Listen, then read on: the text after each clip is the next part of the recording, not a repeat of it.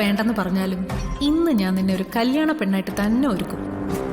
ഇന്ന് നടക്കാൻ പോകുന്നതേ നിന്റെ രണ്ടാം കെട്ടാ.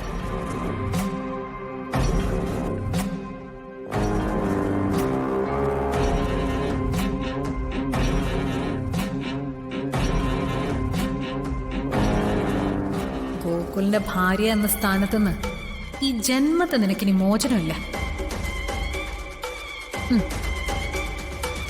ദേവിയുടെ തിരുനടയിൽ പൂജിച്ച് ഗോകുൽ ഈ താലി ഒരിക്കൽ കൂടെ നിന്റെ കഴുത്തിൽ അണിയിക്കുന്നതോടെ എല്ലാം മംഗളാവും. നിങ്ങളുടെ ജീവിതം സൗഭാഗ്യമുള്ളതാവാൻ ഇതിനേക്കാൾ കൂടുതൽ എന്ത് വേണം? എന്നാലും ഈ ഒരുക്കം എല്ലാം കുറച്ച് കൂടിപ്പോയെന്ന്. അതൊന്നും സാരമില്ല. ഇനി നിന്റെ ലൈഫിൽ ഇങ്ങനൊരു മുഹൂർത്തം വരാൻ പോകുന്നില്ലല്ലോ. അപ്പൊ പിന്നെ ഇത് നമുക്ക് ആഘോഷാക്കാലോ.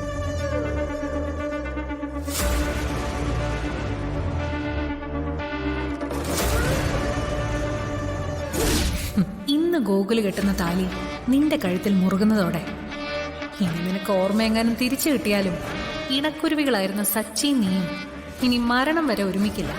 എനിക്കത് മതി.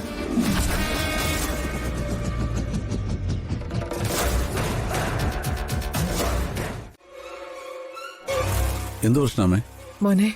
അത് ഞാൻ പറയാം. ഗോകുൽ പ്രശ്നം വേറൊന്നുമല്ല. ഒരു ചെറിയ കാര്യം ഞങ്ങള് ഗോകുലിനോട് മറച്ചു വെച്ചു. എന്താ? താലി പൂജിച്ചേട്ടുന്ന ഈ ചടങ്ങിൽ ഒരു കാര്യത്തിൽ മാത്രം ചെറിയൊരു മാറ്റമുണ്ട്. മറ്റാരോ കെട്ടിയൊരു താലിയാണല്ലോ ഇപ്പോ സമൃദ്ധയുടെ കഴുത്തി കിടക്കുന്നത്. ആ പഴയ താലി മാറ്റി പൂജിക്കാൻ കൊടുക്കുമ്പോ പുതിയ താലി ഇടണമെന്നാ അമ്മയുടെ ആഗ്രഹം. സമൃദ്ധ എന്നെ സമ്മതിച്ചോ?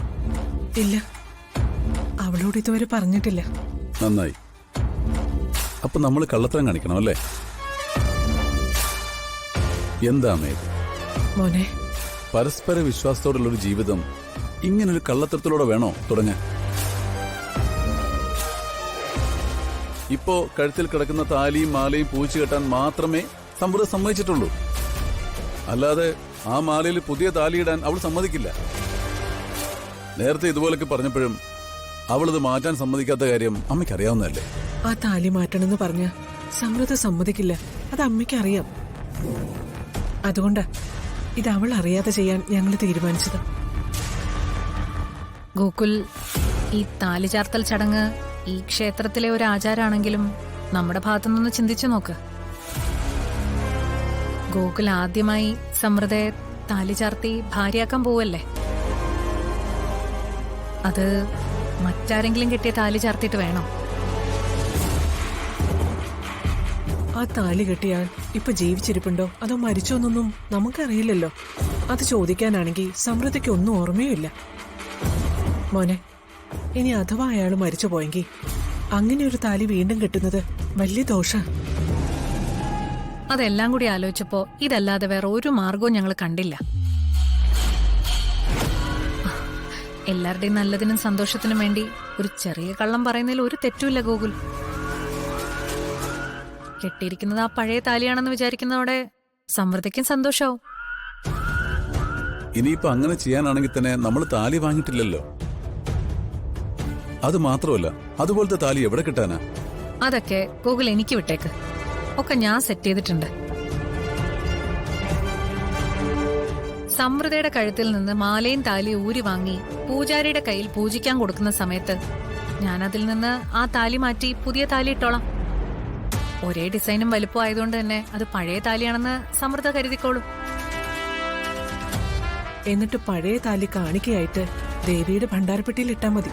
ബാക്കിയൊക്കെ ദേവി നോക്കിക്കോളും.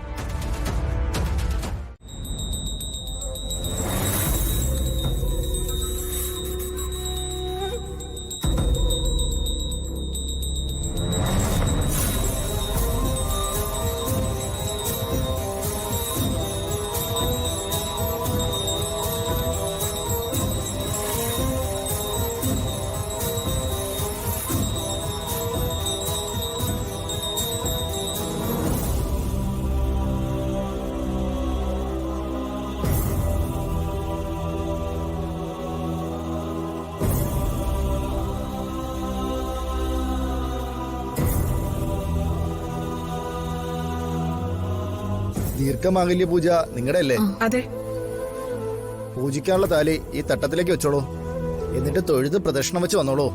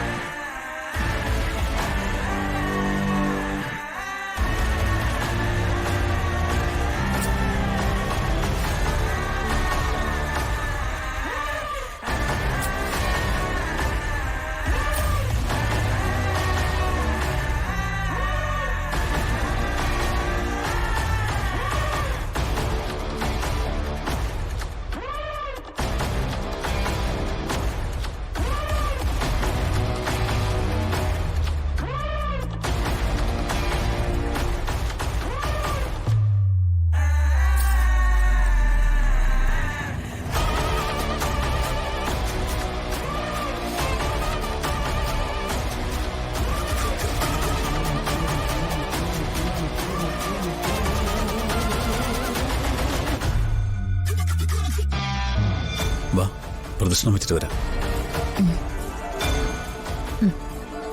ദേവി മഹാമായി